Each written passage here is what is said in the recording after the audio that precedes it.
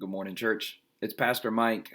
For our devotion this morning, this Monday morning, I wanted to share with you just a short snippet from the 23rd chapter of Matthew's Gospel. Jesus is talking to the crowds, he's talking to his disciples, and he's almost surprisingly for us defending the teaching of the Pharisees. He tells the people, the scribes and the Pharisees, they sit in Moses' seat. He says they have authority, the authority of Moses. So do whatever they teach you and follow it. And those of us who've read the gospel say, how is Jesus agreeing with the Pharisees here? He's backing up their teaching, but we know that the other shoe is about to drop here.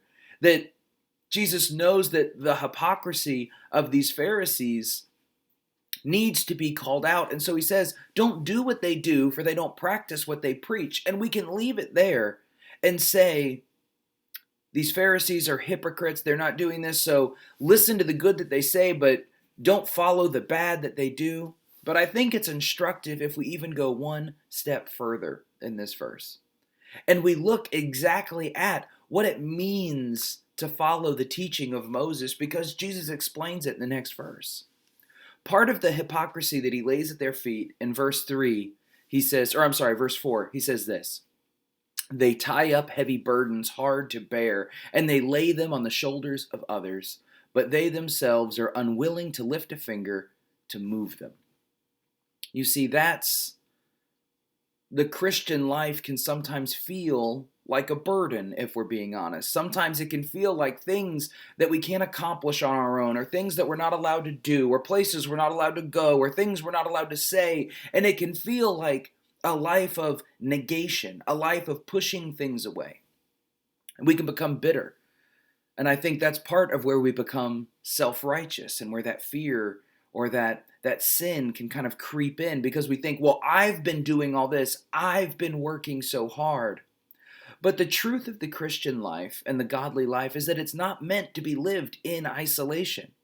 The hypocrisy that Jesus condemns the Pharisees of is not just not following the law, but of not helping their brothers and sisters follow the law either.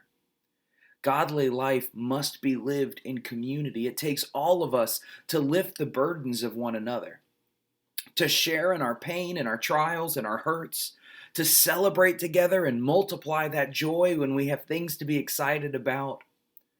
A godly life, a Christian life, the church life must not be lived in isolation. We have to be here for one another. Now, this time in our world has really challenged that, or at least the traditions that we've thought that must mean. If it's meeting together or eating together, things that in the last few months we haven't been able to do with the same kind of frequency.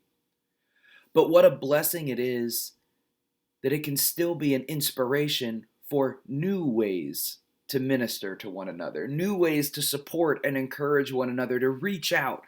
And so I want to encourage you today and this week to live life together. Even if it doesn't mean being in the same room together, but to live life together. Reach out to somebody and call them, somebody you haven't talked to in a while, and see how they're doing and how you can pray for them and what their struggles are today and what their joys are. Because when we share life, the good and the bad and everything, we become the people that Jesus is calling us to be, that lift up the burdens of one another, that shoulder the load with our neighbor and our family and our friends. None of us have to walk this road alone. And by God's grace, we will walk it together with His strength and know what it means to be united with Christ at last. So God bless you today. Know that you are loved and that God has a purpose and a plan for you.